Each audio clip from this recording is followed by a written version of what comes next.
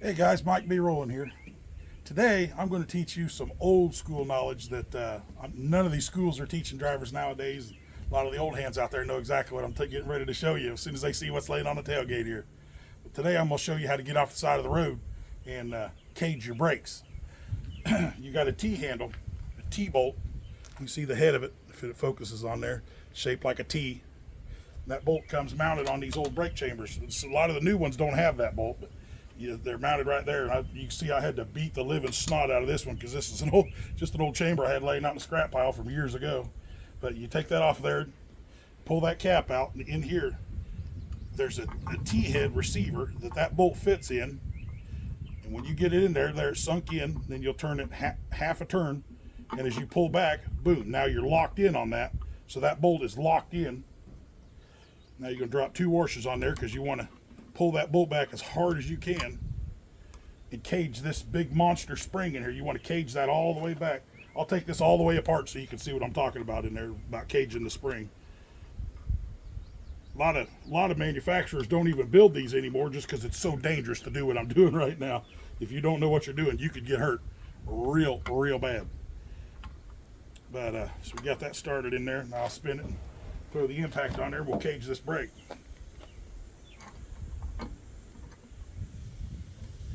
And now she's tight. Now you just pull it all the way in. It takes a little bit.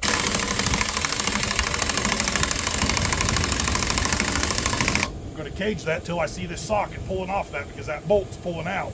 And it'll pull my socket out and I'll take it as far as I can that I can still grab a hold of it.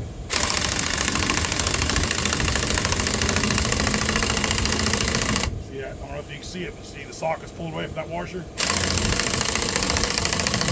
That's about as far as I can go. So now I pulled that bolt all the way out, and that T-handle has caged this. There's a big spring in here. I'll show it to you. Now, on your brake chambers, you got emergency side, service side. This is a maxi brake, which means when you release your brakes, this locks up and locks your tires up. Now, if you have a brake chamber that is just this half, this is just a service side brake. All it does is apply brakes when you hit your pedal, but when you release your brakes, it does nothing. That's where the maxi comes in. This is what sets your brakes. This is what operates your brakes. So you've got emergency side, service side. And there's little air ports in there. I'll show you when you hook your air lines up here and here. I'll show you when I get it apart. This video might take a few minutes, but it's knowledge that you'll be ever so glad you had one of these days. It's just a matter of time. You will use this knowledge. Now, when I pop these off, this is where the danger comes in. That big spring, if it's not caged, you pull these 2 bolts off, that thing's going to shoot off of there like a freaking rocket. Now, I know because I've already had this apart that I boogered up the bolt so I couldn't fully cage the spring, but I got it really close, so it'll pop a little bit, but not too much.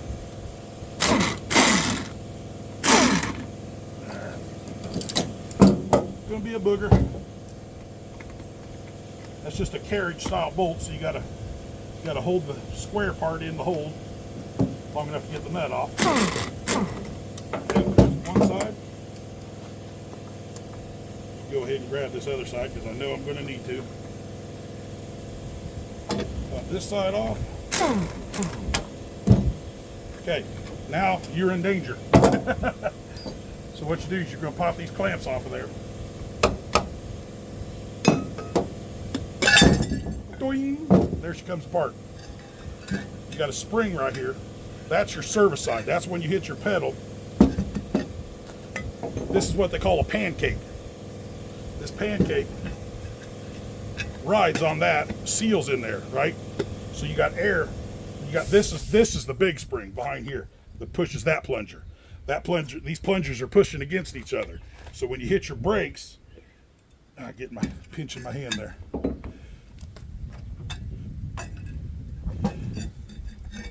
Where's the port? Yeah, there it is. Okay, yeah. Okay, so when you hit your foot brake, what happens is you push out on that pancake like that, and that applies it pushes in, and that's what pushes against you'll have a clevis there that goes into your slack adjuster, and that's what pushes that slack adjuster. Okay? Now, then your pancake, like I said, it seals up either way. A lot of times when you're leaking air, it'll come out of this back where the plug is. You got a brake chamber leak in there. They call it a blown pancake. That's all it is. Just a little rubber, almost looks like a cereal bowl. But that's a blown pancake. Now this side, this one is unserviceable. You see it's got no brackets. You can't pull this backside apart. But just trust me when I tell you there's a big freaking spring down inside of there that if you don't cage that, and you pulled that off of there, man, it would stick a hole in the wall. It is highly, highly dangerous. But that's just a real quick breakdown of caging a brake. I mean, you don't have to do all this to cage the brake. All you had to do was pull that out, and that pulls your brakes loose. And chances are you've got a blown pancake. You want to cage that out. You got air lines where they come into your brake chamber. Your emergency side air line is going to be putting air to it. As soon as you release your truck brakes to try to move, you're going to be putting air to that brake chamber, and it's going to leak like a sieve.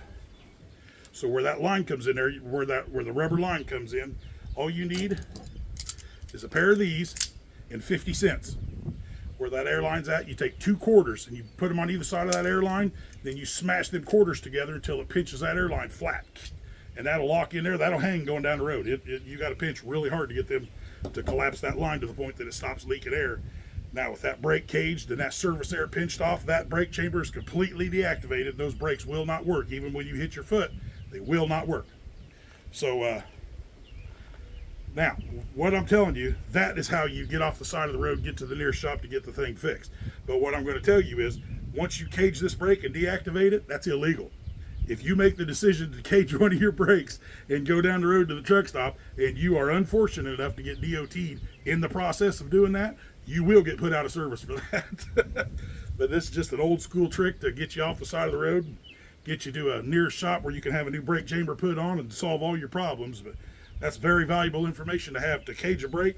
They make a socket. You can go, this is just a standard 3/4 socket, but they make sockets that are about that long. It's a 3/4, and it's really long, and it is especially made for caging brakes. You can go to any Snap-on dealer or any specialized truck tool, Snap-on, Craftsman, they'll make them. They're kind of pricey, but they're worth their weight in gold, man, because if you had to do that with a wrench, your arms are going to be sore as you wouldn't believe how sore you'll be, because that's a lot of pressure on that spring. But yeah, you buy one of them cage brake springs and a 1/2-inch ratchet, zap her right down on there, pitch that air line, that'll get you off the side of the road, get you to the nearest garage, and they'll see that you just tell them I got the chamber cage, just put a new chamber on there. They'll pull that off. But here's what's one thing I recommend. That mounting saddle right there on the brake chamber, that T-bolt sits right through there. You can see I had to beat the living snot out of this because it was it was seized on there so tight. I would check your truck and your trailers, and when you find one that has one of them T-bolts in there, as long as it's got more than one, if it's the only one on the trailer, be nice and leave that one there.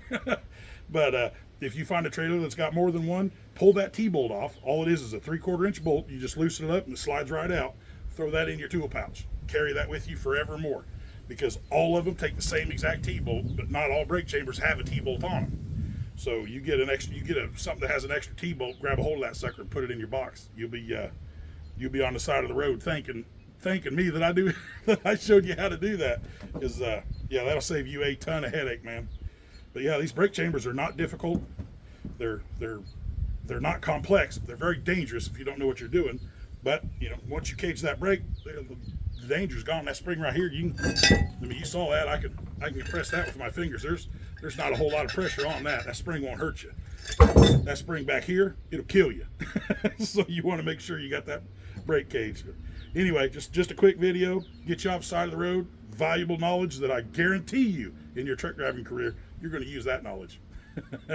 So you guys have a good rest of your weekend, and we'll catch you later.